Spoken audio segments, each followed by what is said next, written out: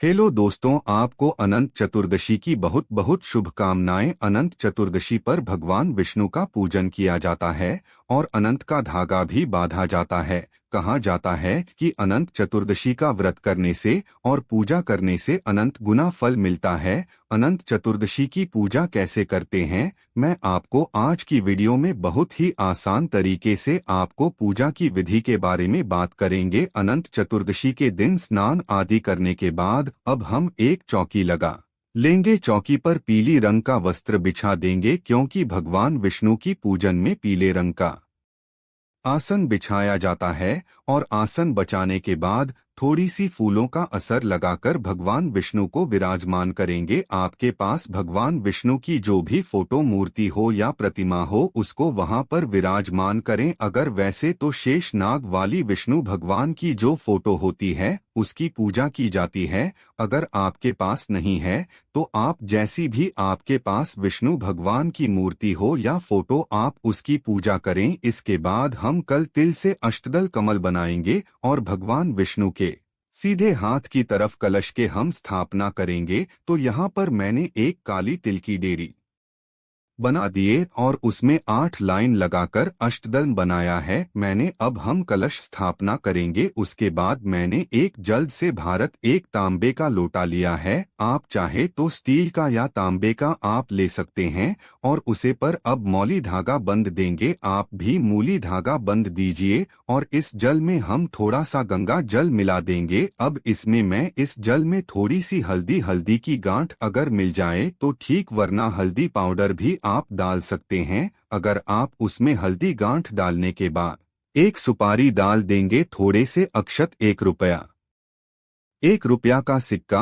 और 1-2 पुष्प जल के लोट में डाल देंगे। इसके बाद हम आम के पल्लव लेंगे। तो आप 5-7-11 पल्लव ले लीजिए। पेट अशोक के पेट भी ले सकते हैं या आम के पेट भी ले सकते हैं, जैसे आपको मिल जाए। और उनको होली बत्ती चंदन से तिलक करके कलश के ऊपर सजाएंगे। अब एक प्लेट में हम लेंगे चावल। आपको अखंड दी चावल लेने हैं। उसे प्लेट को चावल से भरकर कलश के ऊपर हम रख देंगे और उसके ऊपर हम दीपक रखेंगे। उसके बाद थोड़े से फूलों का आसन लगाकर भगवान गणेश जी को विराजमान करेंगे, क्योंकि कोई सी भी पूजा हो उसमें गणेश जी की पूजा पहले की जाती है। गणपति जी को जरूर विराजमान किया जाता है। अब हम कलश के ऊपर जो हमने दिया रखा था उसको हम जलाएंगे, क्योंकि दीप प्रज्वलित सबसे पहले होता है। तो दीप प्रज्वलित करेंगे। ये आज के दिन अनंत चतुर्दशी के दिन अनंत का धागा जरूर लेना है, क्योंकि इसकी भी पूजा होती है।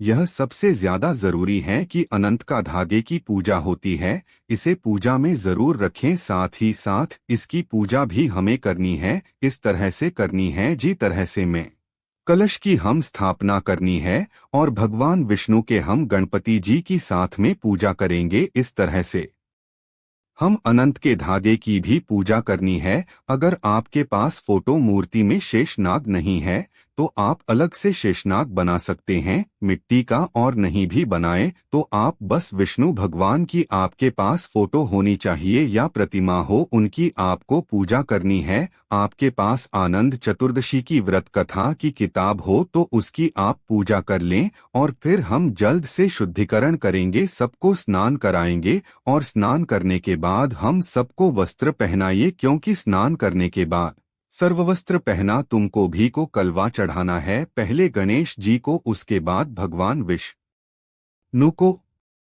समर्पित करेंगे। कलश को कलवा समर्पित करेंगे। साथ ही गणपति जी को हम जानू समर्पित करेंगे और व्रत करके पूजन करें तो बहुत अच्छी बातें। अगर आप किसी कारणवश व्रत नहीं कर पाते तो अब बिना व्रत के भी आप पूजा कर सकते हैं, आपको उतना ही फल प्राप्त होगा। अगर हम सभी को होली वचन से तिलक करेंगे, भगवान विष्णु को होली से तिलक करेंगे और भगवान गणपति जी को चंदन से मिलती लगाएंगे। साथ ही हम दुर्गा चढ़ाएंगे और भगवान विष्णु को पीले रंग की पुष्प समर्पित करेंगे, क्योंकि भगवान विष्णु को पीलिया रंग बहुत अति प्रिया। तुम पीले रंग की पुष्प चढ़ाएंगे और भगवान लक्ष्मी माता लक्ष्मी को और भगवान गणपति को लाल रंग की समर्पित करेंगे। अगर लाल नहीं मिल पाते तो आप पीले रंग की पुष्प भी आप समर्पित कर सकते हैं। अब हम साथ ही आनंद के धागे को पुष्प चढ़ाएंगे, होली चढ़ाएंगे, अक्षत चढ़ाएंगे। अब हम सभी को इत्र समर्पित करेंगे क्योंकि भगवान विष्णु को माता लक्ष्मी को इत्र अति प्रिया तो जरूर से लगे। इसी के साथ मंजरी वाली तुलसी समर्पित करेंगे। अब हम भोग लगाएंगे, गणपति जी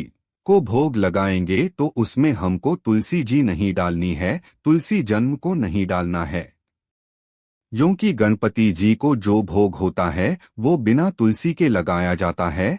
और भगवान विष्णु को अलग भोग लगाएंगे तो उसमें तुलसी दाल हमको डालना है। भोग लगाइए, मीठे कम भोग लगाइए। अब मुख शुद्धि के लिए हम लोग इलायची समर्पित करेंगे भगवान विष्णु को। और अब हाथ में, दाएं हाथ में थोड़े से चावल और पुष्प लेकर कथा सुनेंगे। कथा सुनने के बाद भगवान विष्णु के ही चरणों में अक्षत वी आप दिए से या कपूर से, धूप से, किसी से भी आप आरती कर सकते हैं। आरती करेंगे, लेकिन जो हमने कलश पर जो दीपक जलाया है उससे हमें आरती नहीं करनी, उसको वही रहने देना है। अलग से दीपक जलाए या कपूर जलाए उससे हम आरती करेंगे। आरती करने के बाद स्मृति के अनुसार दक्षिणा समर्पित करेंगे तो भगवान से क्षमा याचना करेंगे और अपने परिवार में सुख समृद्धि धन की बढ़ोतरी की कामना करेंगे। और साथ ही पूजा संपन्न होने के बाद अनंत का जो धागा है वो बाजू में बंद लेने, पुरुष हो तो बेन हाथ की बाजू में आपको बांधना है और महिलाएं तो दाएं हाथ की बाजू में अनंत का धागा बने। तो दोस्तों, यह थी अनंत चतुर्दशी की बहुत ही सरल सी पूजा की वीडियो। अगर आपको पसंद आई हो तो एक लाइक जरूर कीजिएगा और ज्यादा से ज्यादा लोगों को शेयर करें।